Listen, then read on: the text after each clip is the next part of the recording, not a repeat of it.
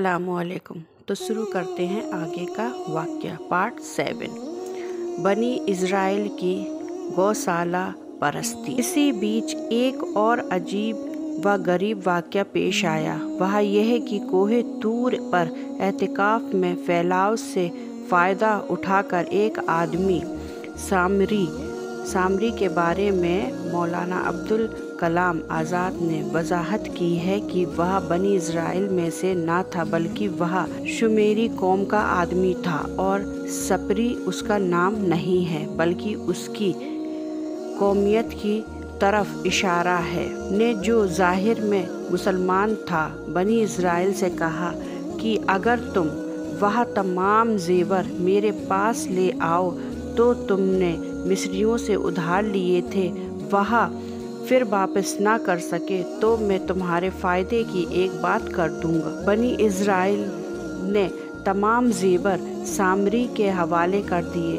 उसने उनको गलाकर बछड़े का जिस्म तैयार किया और फिर अपने पास से एक मुट्ठी मिट्टी उसके लिए डाल दी।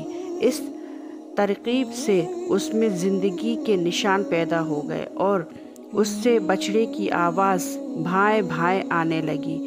अब सामरी ने बनी इज़राइल से कहा कि मूसा अलैहिस्सलाम से गलती हो गई, तुम्हारा माबूद तो यह है। सामरी की इस तरकीब से बनी इज़राइल ने उसकी पूजा शुरू कर दी। हज़रत हारून अलैहिस्सलाम ने यह देखा तो बनी इज़राइल को समझाया कि ऐसा ना करो, यह तो गुमराही का रास्ता है, मगर उन्होंने हारून अलैहिस्सलाम की बात मानने से इनकार कर दिया और कहने लगे कि जब तक मूसा ना आ जाए हम इससे बाज आने वाले नहीं। यहाँ जब यह नौबत पहुँची तो अल्लाह ताला की मसलहत का तकाजा हुआ कि हज़रत मूसा अलैहिस्सलाम को इस वाक़े की इल्तिजा दे दी। इसलिए मूसा से पूछा, मूसा तुमने कौम को छोड़कर यहाँ आने में कितनी जल्दी क्यों की? हज़रत मूसा अलैहिस्सलाम ने अर्ज़ किया, ए अल्लाह, इसलिए कि तेरे पास हाजिर होकर कौम के लिए हिदायत हासिल करूं। अल्लाह ताला ने उस वक्त उनको बताया कि जिसकी हिदायत के लिए तुम इस कदर बेचैन हो, वह इस गुमराही में मुब्तला है। हज़रत मूसा अलैहिस्सलाम ने यह सुना तो उनको सख्त रंज हुआ और गुस्से और नदामत के साथ कौम की तरफ वापस हुए और कौम से मुखातब होकर फरमाया, तुमने ये क्या किया?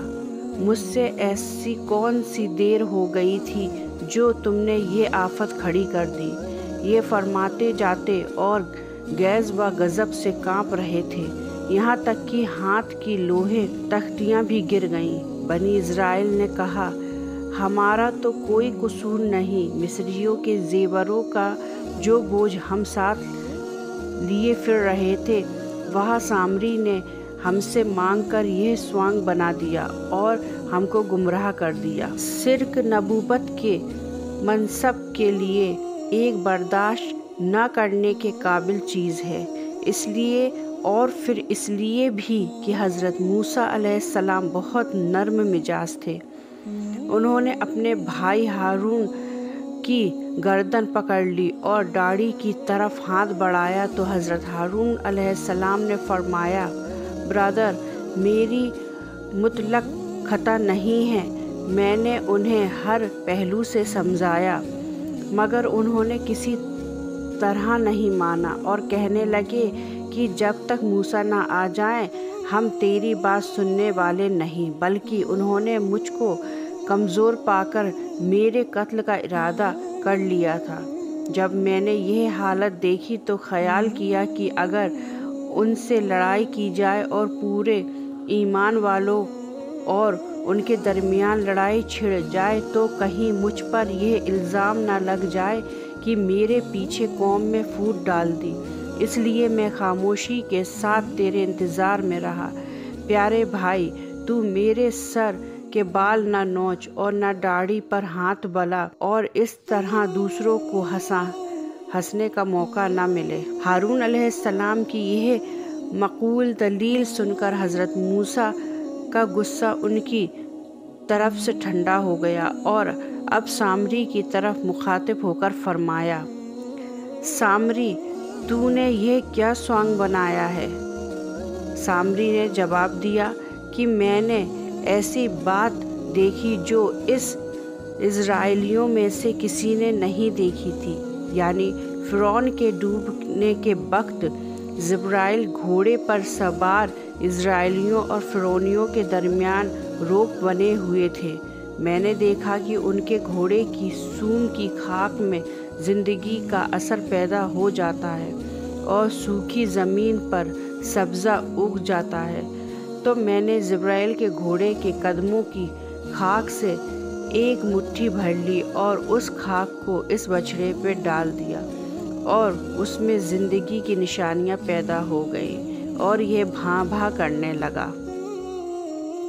موسیٰ علیہ السلام نے فرمایا، اچھا، اب دنیا میں تیرے لیے یہ سزا تجویز کی ہے کہ تو پاگلوں کی طرح مارا مارا پھرے، اور جب کوئی انسان تیرے قریب آئے تو اس سے بھاگتے ہوئے یہ کہے کہ دیکھنا، مجھ کو ہاتھ نہ لگانا، یہ تو دنیا والا عذاب ہے، اور قیامت میں میرے نافرمانوں اور گمراہوں کے لیے جو عذاب مقرر ہے وہ تیرے لیے اللہ کے وعدے کی شکل میں پورا ہونے والا ہے۔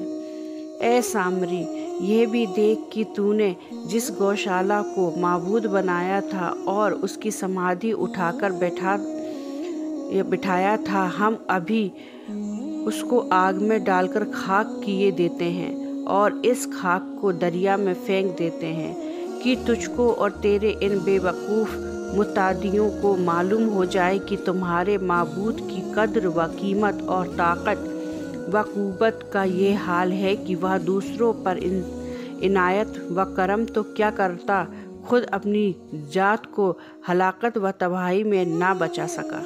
بنی اسرائیل کو معافی۔ غصہ کم ہونے پر حضرت موسیٰ علیہ السلام نے تورات کی تختیوں کو اٹھا لیا اور اللہ کی طرف رجوع کیا کہ اب بنی اسرائیل کی اس بے دینی اور ابتداع کی سزا اللہ کے نزدیک کیا ہے؟ جواب ملا کہ جن لوگوں نے یہ شرک کیا ان کو اپنی جان سے ہاتھ دھو لینا پڑے گا۔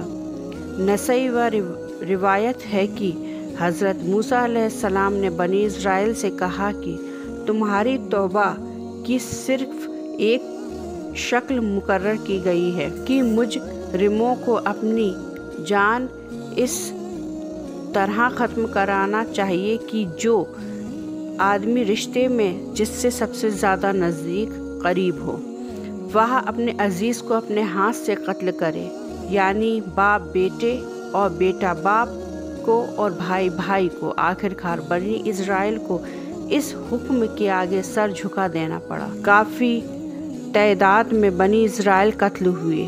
جب نوبت یہاں تک پہنچی تو حضرت موسیٰ علیہ السلام کے دربار میں سجدے میں گر پڑے اور عرض کیا، اے اللہ، اب ان پر رحم فرما کر ان کی خطاؤں کو بخش دے۔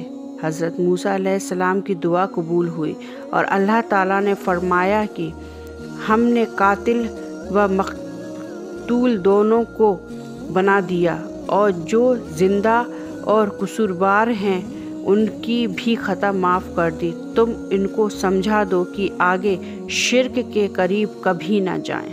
انشاءاللہ اگلے پارٹ 8 میں ہم دیکھیں گے بنی اسرائیل پر اللہ کا عذاب۔ تو آگے کی پروفٹ سیریز کو کنٹینیو رکھنے کے لیے پلیز میرے چینل کو لائک شیئر اور سبسکرائب ضرور کر دیجیے گا۔ تب تک کے لیے خوش رہیں، آباد رہیں، اپنا خیال رکھیں، مجھے بھی اپنی دعا میں یاد رکھیں۔ اللہ حافظ، جزاک اللہ خیر۔